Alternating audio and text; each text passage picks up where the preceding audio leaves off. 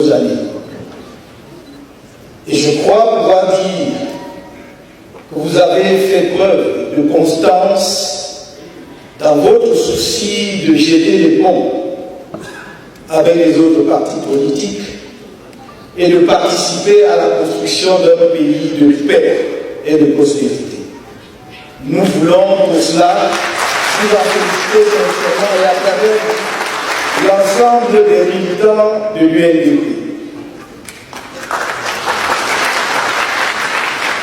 En répondant positivement à votre invitation, nous faisons simplement, en ce qui nous concerne, au mouvement pour la renaissance du Cameroun, preuve de constance. Dès la création de notre parti en 2012, nous n'avons cessé de dire que nous sommes un parti d'ouverture. Nous l'avons répété du haut de cette tribune même en 2018, au cours de notre deuxième congrès ordinaire. Et nous sommes allés aussi loin que de dire que même les militants du parti dominant, du parti qui dirige le pays depuis 40 ans, sont les bienvenus dans le projet national que nous devons construire ensemble. Parce que le Cameroun se construira ensemble, avec tous les Camerounais. Personne ne sera jeté à la mer. Nous sommes tous filles et fils de ce pays que nous aimons tous.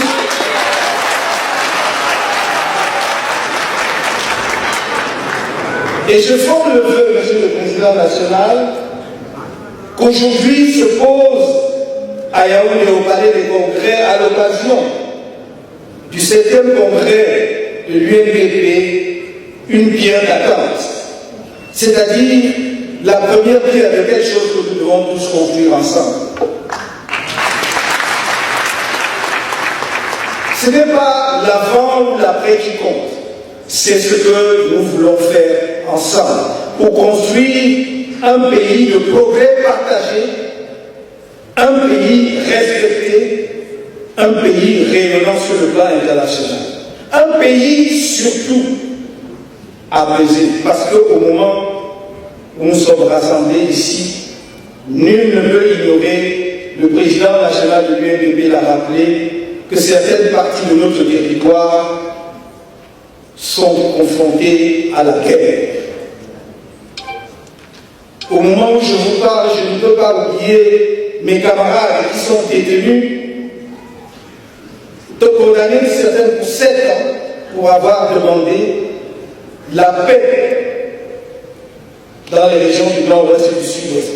Ce sont nos frères et sœurs qui meurent là-bas. Ce sont les éléments des forces de défense nationale camerounaise qui meurent là-bas. Des jeunes de 25 ans, des jeunes qui viennent de sortir de formation. Mais ce sont aussi les populations innocentes. Nos camarades sont condamnés à de longues peines parce qu'ils ont demandé, le président national de l'UNDP vient de rappeler, une réforme du système électoral camerounais pour que nos élections ne soient pas ponctuées de crise post-électorale.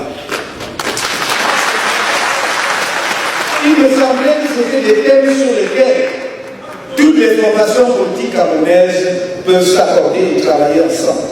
Monsieur le Président national de l'UNDP, vous avez ici la main tendue de l'une des jeunes formations politiques camerounaises qui ferait son chemin dans le respect des anciens, mais avec la foi et la conviction qu'ensemble, nous pouvons porter ce pays à un niveau qu'il n'a jamais atteint par le passé.